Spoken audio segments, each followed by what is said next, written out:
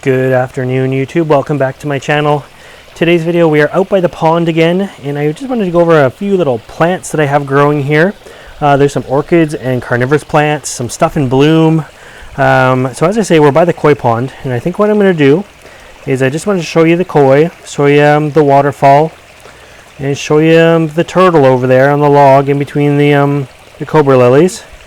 And now what I'm going to do is I'm going to shut off the waterfall because I'm not sure how the waterfall, all the noise of the pond is going to affect the actual video's audio quality. So let me just turn that off and I'll be right back. Okay, I just ran and pulled the plug on the pond sort of thing. So everything will stop and the noise will be a lot better. I don't know if it's actually affecting much. So today I wanted to talk about my Cobra Lily setup, over there. I did this setup last year. And I actually got a solar pump off eBay. Here's the solar panel here. And it is just in the side of the pond there. And I have it this year glued to the edge, coming up right on the far corner there. You can just sort of see it coming up. It's a sort of a white colored pipe that goes up. And it pours into the Cobra Lilies tray. Now I have a little hole punched in the Cobra Lily tray. So when it is cloudy, the tray is about half full of water, and that's where it sits.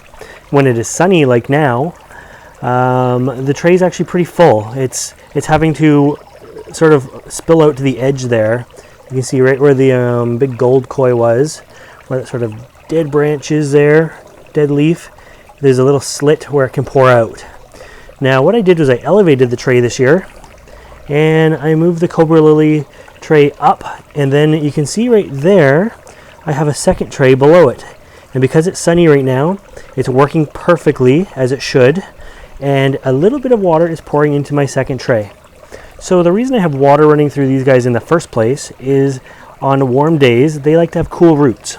So the solar pump only runs in the daytime, and it only runs when it's warm. And at nighttime the pump stops and the water level drops down to about half of what you see there, and they just kind of stick with some cool roots and moist roots.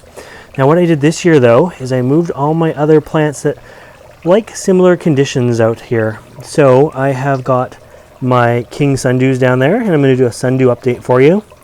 I have my Disa Orchid here. This is my purple Marsh Orchid. It's looking wonderful.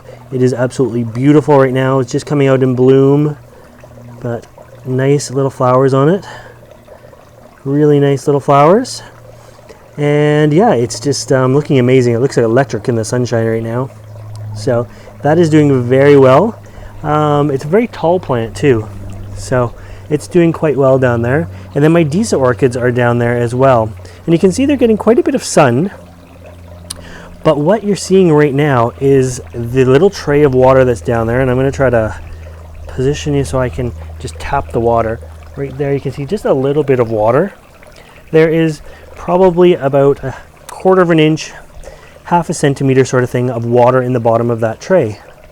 And that is allowing the Disa Orchids, the king sundews, and the Disa here to wake up some water from the bottom when it is hot, and only when it's hot, because the pond pump, right, the solar pump, is pouring water into it there. Now what I've done on the far corner of this one, and I removed the pot so we can get an idea where it is right there. There's actually another little pinhole, and the water is leaving there at about the same rate as it's coming in. So if it's not hot, there's no water running through there, and these guys are just sort of sitting moist. If it is a hot day, these guys are sitting in just the smallest amount of water, and then at nighttime it drains out and they're actually sitting dry. So of course all the media is still wet, but they're still sitting dry. So it's working very, very well for me so far. Really happy with it. And who knows, next year I might even continue this little chain of trays. Right now I have 2. It might end up being 3 trays long, because this is just working so well for stuff. And it only runs when it's sunny, when it needs to. The water here, the pond, if you follow my videos, you'll know is about 4,000 gallons. It's quite a stable temperature, even in the hottest days. It doesn't get hot. It's not like a kiddie pool that's going to get really warm. It's not like a tray of water that's just sitting in the sunshine. It stays quite cool compared to what that would be. Temperature in the pond right now is probably just below 70, maybe about 70. That's about 20 Celsius, 20 Celsius, 21 Celsius. So it's sitting about there. Now we can kind of get on to the carnivorous plants themselves, now that you know where they're sitting. So I have some awesome new growth on my Cobra Lilies. I have repotted some of them in the last 12 months. Others still need it. This one I'm not sure if I repotted this year or last year. This was a last year's repot. And it's just in a peat perlite mix basically. And I have recycled bleach containers because it's a nice white low container. They like low containers, they don't like it deep, and they like cool roots, so the white just helps reflect the heat that much more.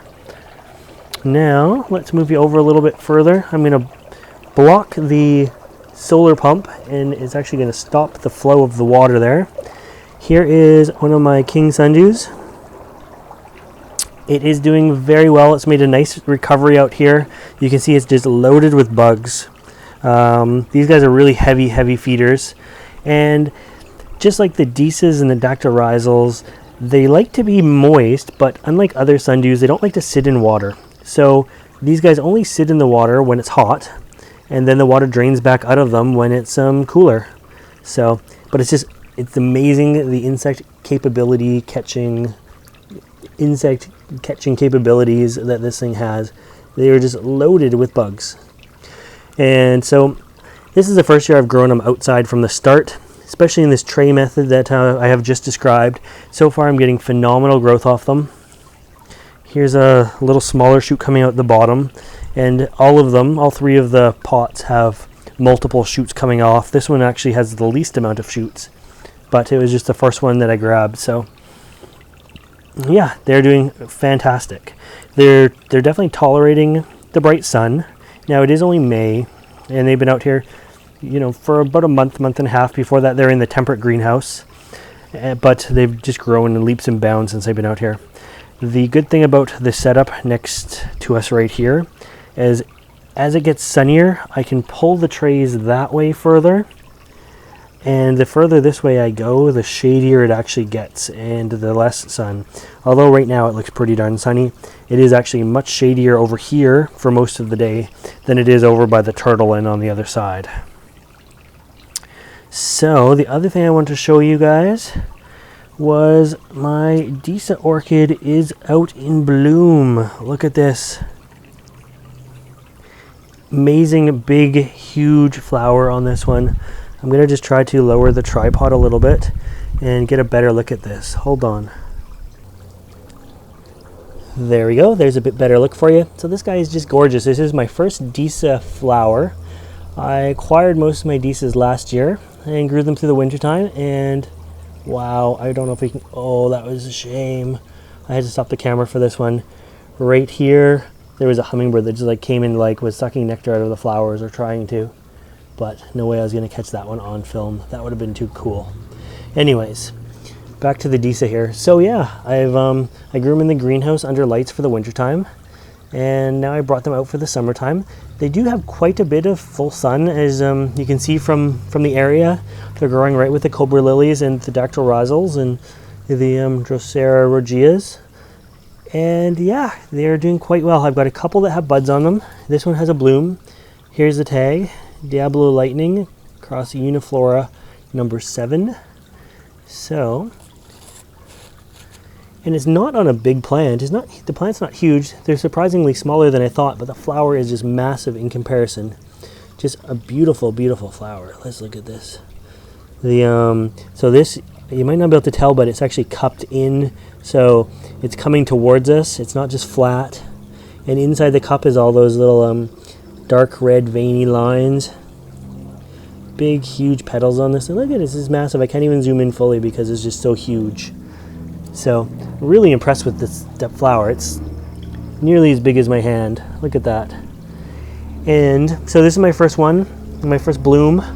Like I say, I do have other buds, so they seem to like this area, and they seem to be doing okay in here. What else can I tell you? So they're planted just in a 50-50 moss and perlite mix, which seems to be working quite nicely.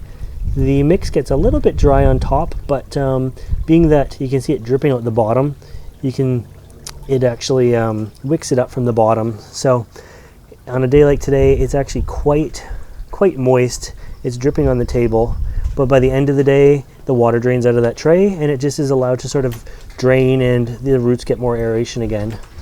But yeah, that is my Disa King Sundew, Cobra Lily, and Purple Marsh Orchid update. So you guys will probably ask what this dactyrizal is, and I'm going to just pull the tag here. Maculata. So beautiful plant. It's I believe one of the only ones, if not the only one, that has the nice markings in the leaves. Now unfortunately the markings are kind of fading a little bit with age and size, but it did have some really nice purple in the leaves. You can still see it a little bit, but like I say, it's also fading. So anyways, guys, there is an update on what's growing beside the pond. I think some pretty cool stuff is growing. It's doing quite well. Hopefully I'll have a chance to give another update of how this is doing more in the mid-summer time, and show you the growth. These King Sundews this year, I'm going for flowers on them. I'm really hopeful that they're going to bloom for me. I've had them for a few years now, well, a few more than a few years. You can see I cleaned up this stalk a little bit to see what would happen here because it was all messy, and it looks a little bit better. This one's definitely due for the repot. But anyways, thanks for watching, guys, and we will see you next time. Bye for now.